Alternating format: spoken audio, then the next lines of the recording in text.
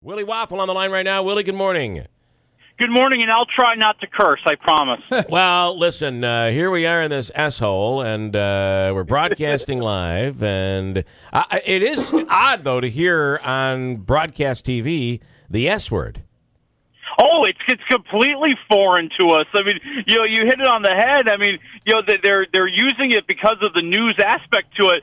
But I wonder if anybody is going to make a complaint to the FCC, and that's usually what drives these investigations. Is somebody was watching this on television and makes the complaint as a citizen, and so I wonder if somebody's going to make the complaint that listen. If you beeped it out, we all would have known what he said anyway. Yeah. Well, and you're my right. little 5-year-old wouldn't have heard this word. And what if it was the F word? Would they use it repeatedly the way they are? I was thinking about that yesterday. I wonder if they had, or the C word, or one of the, one of the ones that, oh my God, you can't say that word. Yeah, this is more of a minor league curse. Yeah. Of George Carlin's biggies, this is one of the smaller of the biggies, a biggie small, if you will. All right, well, it's going to be interesting. I don't believe that there'll be any fines because I think that they're well within their right to do it. I'm sure they consulted attorneys before they did it. But it did seem almost at times as if they were taking advantage of the opportunity to say the word, I felt. Oh, completely, especially some of the cable networks. I mean, you know that there's somebody. Listen, we all say that there's no bias in news baloney. There's a lot of bias, and there's a lot of bias when it comes to what you choose to air and your editing decisions and your photo decisions. And there was somebody who went, "I'm going to embarrass him by showing what a crass, horrible person he is by airing it 24/7." Well, and how about if you want to bet Jim Acosta texted before he went on the air the first time, texted one of his buddies and like, hey, you got to tune in right now. I'm about to say the S word live on TV.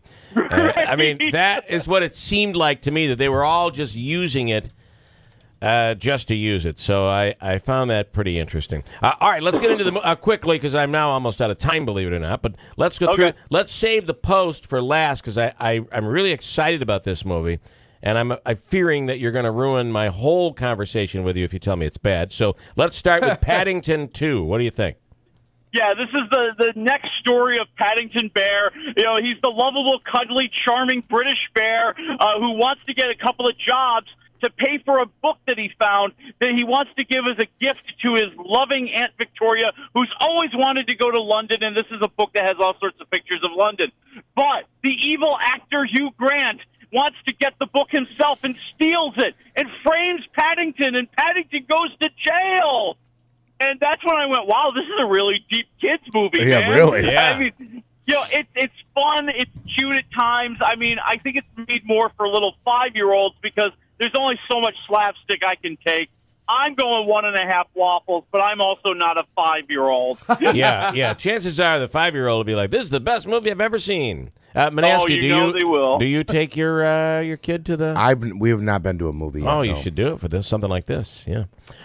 We use Andrew's Netflix, and we get a lot of good movies. It seems that Liam Neeson is always in the Neeson. Liam Neeson is always in the midst of some horrible thing going on some form of transportation. This time, it seems to be a commuter train.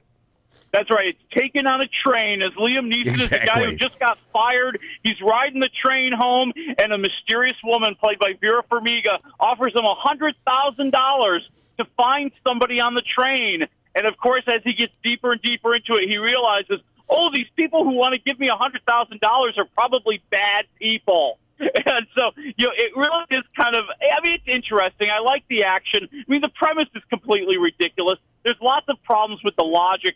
But, Liam Neeson is just a good action hero, and you love his moral outrage as he's yelling into the cell phone like he does in all these movies, telling him that he's going to find them. So I'll say 2 waffles for the commuter.